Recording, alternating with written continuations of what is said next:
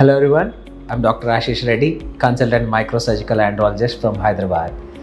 ఈరోజు మనం కామన్గా వినే టాపిక్, కామన్గా ఆలోచించే టాపిక్, నిజంగానే సాఫ్ట్వేర్ ఇండస్ట్రీ సైడ్ వర్క్ చేసే వాళ్ళలో ఇన్ఫర్టిలిటీ ప్రాబ్లమ్స్ కానీ సెక్షువల్ ప్రాబ్లమ్స్ కానీ ఉంటాయా లేవా?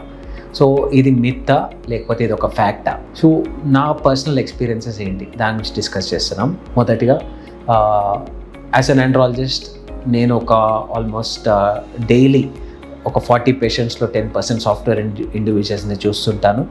సో వీరిలో ఉండే commonest problem infertility and sexual dysfunction రెండు కామన్ అని ఉంటాయి. సో నేను చూసిన రీజన్స్ తీసుకుంటే వెరీ కామన్గా స్ట్రెస్ ఫ్యాక్టర్.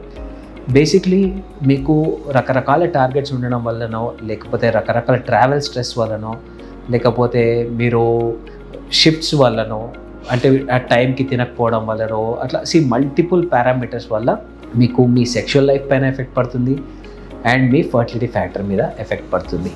సో ఇది రియల్గా ప్రాక్టికల్లీ పాసిబుల్ అండి? Yes, definitely. ఎందుకంటే a human brain will require at least 8 to 10 hours of sleep.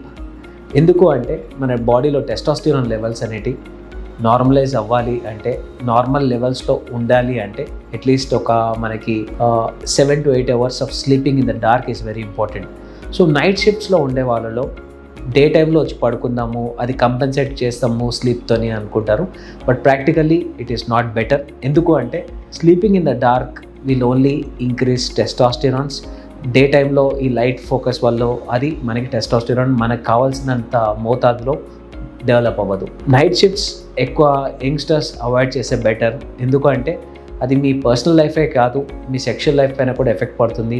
వైఫ్తోని timing set కాక మీరు వర్క్కి వెళ్ళి రాగానే, ఫర్టిలిటీ ప్లాన్ చేస్తున్నప్పుడు వర్క్కి వెళ్ళి రాగానే మళ్ళీ సెక్స్ చేయాలి, ఆ రోజు ఫర్టైల్ పీరియడ్, ఇలాంటి స్ట్రెస్ ఇండ్యూస్ ఎరెక్టైల్ డిస్ఫంక్షన్స్ కూడా వెరీ కామన్గా చూస్తుంటాం. So any person who's in software side సెక్టర్లో ఉన్న వాళ్ళు డెఫినెట్లీ మీ షిఫ్ట్ టైమింగ్స్ మార్చుకోండి and maintain healthy life style. I know మీరు క్లయింట్స్తోని పార్టీస్కి వెళ్తుంటారు ఆర్ ఫ్రెండ్స్తోని రెగ్యులర్గా ఫ్రైడే నైట్స్ పార్టీయింగ్ చేస్తుంటారు, you go out, you drink. So make sure ఇది at least not more than once in 15 days ప్లాన్ చేసుకోండి. ఆల్కహాల్ మాత్రం, స్మోకింగ్ మాత్రం చేస్తుంటే డెఫినెట్లీ దాన్ని కంప్లీట్గా ఆపేయడం చాలా బెటర్. ఎందుకంటే ఈ స్మోకింగ్ వల్ల మోస్ట్ ఆఫ్ ది టైమ్స్లో మనకి స్పర్మ్ మొటిలిటీలో కానీ మార్ఫాలజీలో కానీ చాలా కామన్గా ప్రాబ్లమ్స్ చూస్తుంటాం. సో స్మోకింగ్ మీరు ప్రెగ్నెన్సీ ప్లాన్ చేసేది ఉంటే అట్లీస్ట్ 3 months నుంచి no smoking and please try to avoid alcohol too. As such alcohol వల్ల మనకి స్పర్మ్ పారామీటర్స్ మీద పెద్దగా ఎఫెక్ట్స్ ఏం చూపించవు, కానీ ఆల్కహాల్ వల్ల ఎరెక్టైల్ డిస్ఫంక్షన్ అనేది వెరీ కామన్గా చూస్తుంటాం. If you are planning for pregnancy, avoid alcohol and smoking. And you want better sexual life, కొద్దిగా స్ట్రెస్ తగ్గించుకోండి. Work related is very important. We understand that because we're also in stressful job patterns.